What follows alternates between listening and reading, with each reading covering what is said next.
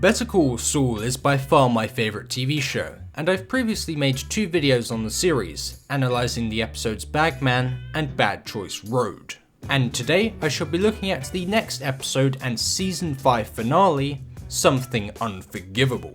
So with that being said, and without further ado, let's jump right back into this.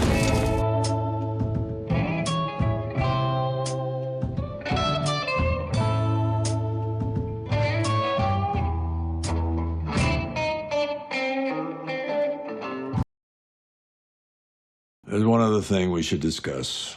Nacho Varga. He wants out. He's done everything we asked. He held up his end.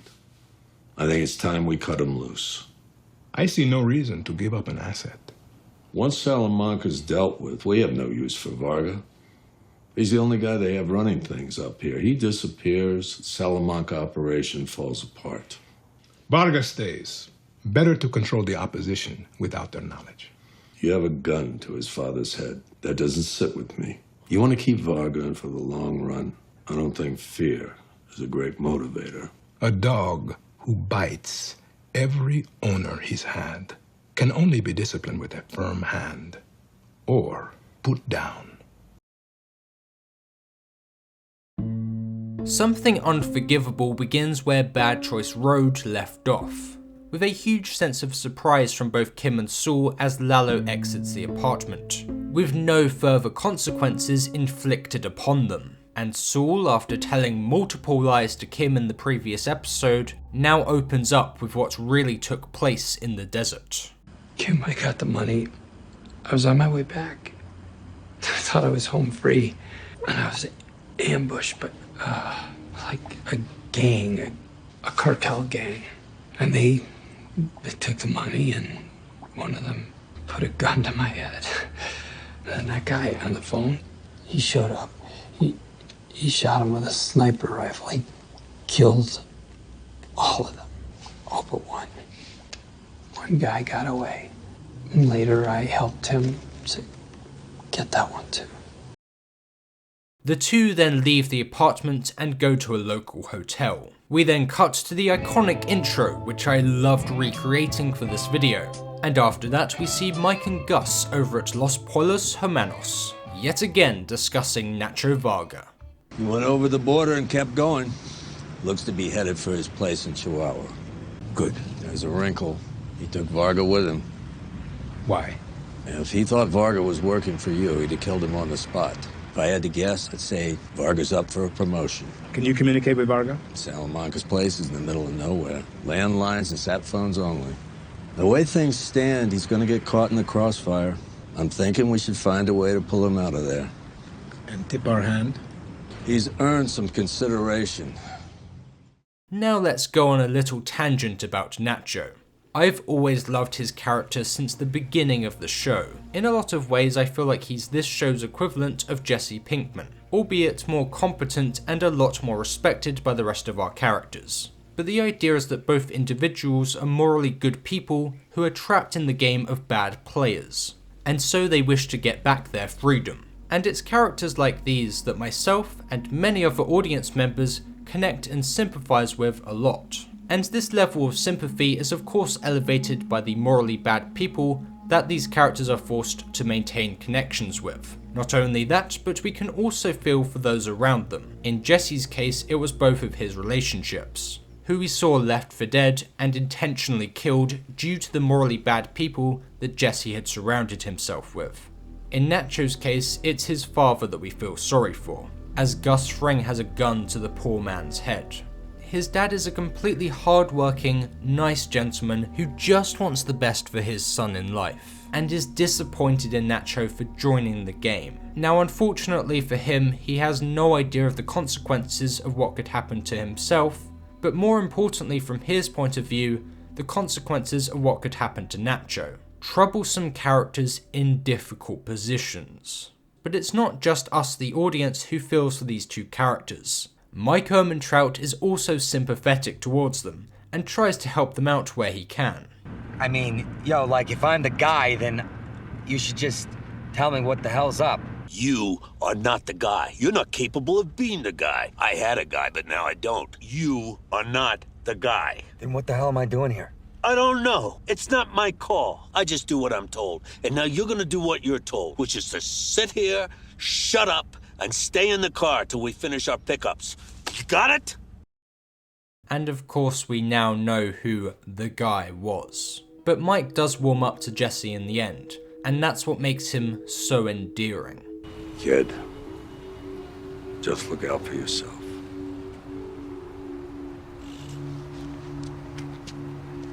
When he meets someone who is genuine and clearly too morally good to be in the game, Mike can't help but feel attached to them. And this level of character work from both Mike and Nacho is all fantastic setup for the events that shall arise in the final season. And after that conversation between Mike and Gus, we jump over to Lalo and Nacho, who have finally made it to Mexico, and will be staying at Lalo's house for a little while. Nacho is of course very concerned about this, as it now makes him even more trapped.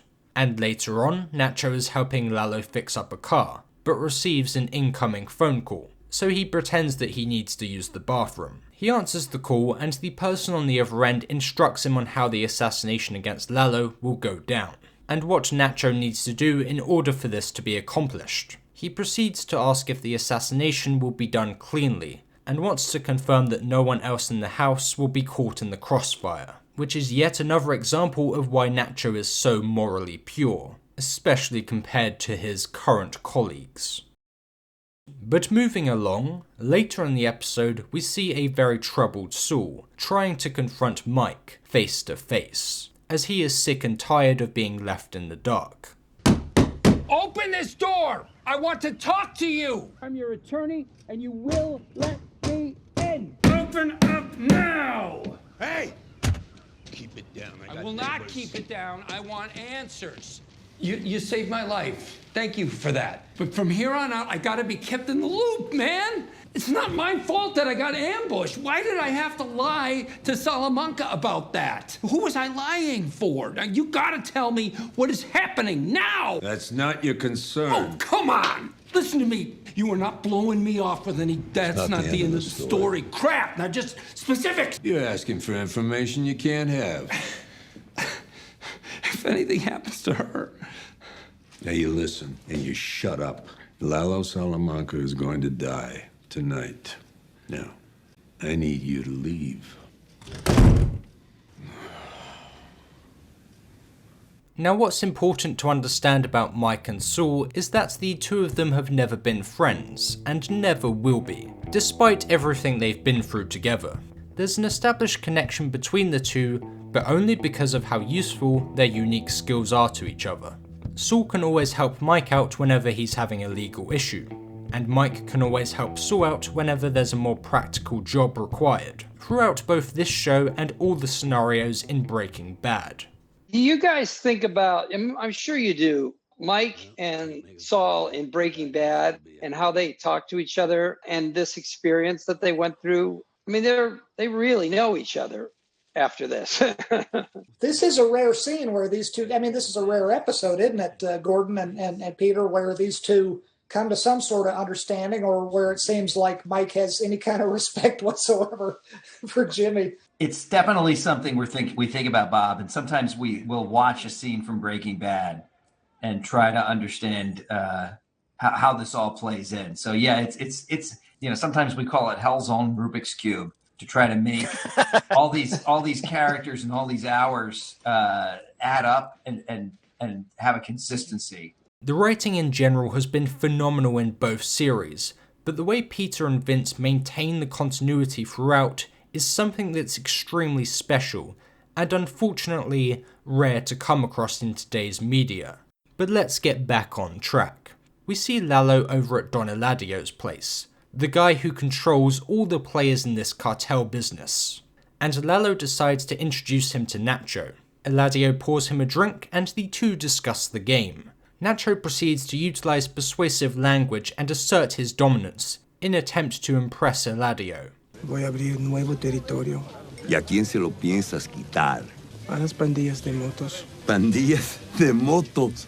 Don Hilario, esas bandas están divididas. Las enfrentamos uno contra otro. Entonces eres un empresario. ¿Qué es lo que quieres tú? No quiero que nadie ni por un momento piense en jugármela y yo no quiero tener que estar viendo por encima de mis hombros. Estás en el negocio equivocado, mi amigo.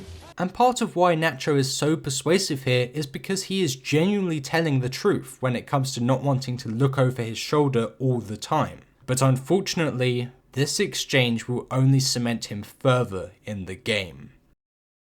Now later on that night, Nacho is looking for the correct moment to let the assassins through the back entrance. However, Lalo is staying awake next to the outside fire. Nacho speaks to him for a little bit and then heads into the house to grab them both a drink. Whilst he's there, he pours oil into a pan whilst the stove is on, and shortly after, smoke is coming from the kitchen.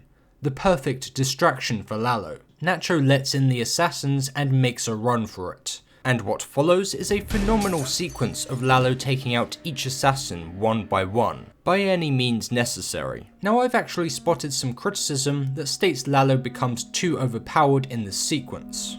And in response, I would confidently say that this level of skill in combat and strategical thinking is completely in line with his character. Lalo is a mix of all the Salamanca characters that we've seen. He has Hector's tactical thinking when it comes to running their operation. It's also implied through their interactions at the care home that they've had a close relationship since Lalo was very young, and thus a wealth of knowledge has been passed down. He also has the physical capability of the twins, constantly able to outclass other characters and have an intimidating presence. And he appropriately applies Tuco's fury, and to have such a mixed set of skills is what gets him through all these situations. So recognizing these nuggets of information is what can easily explain how characters can reach these heights. Like with one of my favourite movies, No Country for Old Men. How comes Llewellyn Moss is so good at utilising firearms, and how comes he can just design all these effective tools on the fly? He's just a normal, everyday man from West Texas. Well, Llewellyn is recovering in hospital, and wakes up with Carson Wells next to his bedside. This is the first time that these characters have interacted, and out of morbid curiosity of Llewellyn's life, and surprised that he's survived all the interactions with our antagonist, Anton Chigurh, he asks about both what his occupation was, and if he served in the Vietnam War. Don't worry, I'm not the man who's after you. I know that. I've seen him. You've seen him. Man, you're not dead. What do you do? I'm retired. What did you do? Welder. Were you in Nam? Yeah, I was in Nam. So was I. So what does that make me, your buddy? Look, you gotta give me this money. I got no other reason to protect you. Maybe he's the one who needs to be worried. About me. He isn't.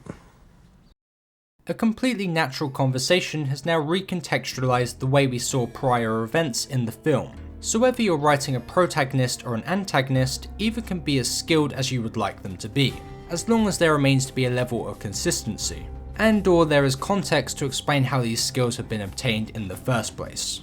And to compensate for any characters being overpowered, writers often implement a flaw in their personality to create struggle and drama in the story. Llewellyn may be a fantastic welder and an expert with firearms, but his problem is that he lives too much in the moment, and doesn't consider choices that can lead him down a bad choice road, thus leading to some tragic consequences in the film. Lalo might be fantastic at running the cartel business in New Mexico, and very skillful and tactical in combat situations, but as Kim points out in the previous episode, he clearly has no one to trust, and often will place his trust in the wrong people. What kind of operation are you running, anyway? Because I think I know why you sent him to do this job. You have no one else you can trust. You need to get your house in order. And as seen from the events in this episode, if he wasn't so blinded, he would be able to see right through Nacho, and thus the shootout would have no way of taking place. However, these assassins were no match for Lalo. He makes them believe that he's escaped through the secret tunnel, but he returns right away. He kills one, takes the automatic rifle, and sprays back down the tunnel, killing the men that were following him. We then take a quick breather and jump over to Saul and Kim at the hotel, talking about how they're going to take down Howard Hamlin. We're not talking about a bar trick here. We would have to hurt him bad. To get a bunch of lawyers to run for the exits, Howard would have to have done something unforgivable. There's a very concerned look on Saul's face as they're both going down a dangerous road. That shall carry over to our final season. We then transition over to the aftermath of the shootout. Lalo grabs the last remaining assassin and asks him to report in, and mention that the mission was successful, throwing any attention off Lalo as he makes a return.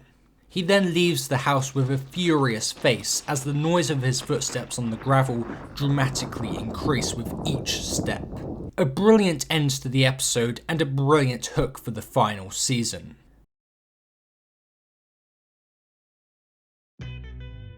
My oh my, yet another fantastic episode of television. And whilst I personally prefer Bagman and Bad Choice Road, this episode does a superb job at showing all of our characters on the decline. Kim becoming more morally corrupt, Nacho being forced on the run, and Lalo having the people around him be taken away. Every element of this episode has a huge impact on how the final season pans out. And when it comes to finding out how this show will conclude, I have never felt more excited, yet terrified at the same time. Thank you for watching.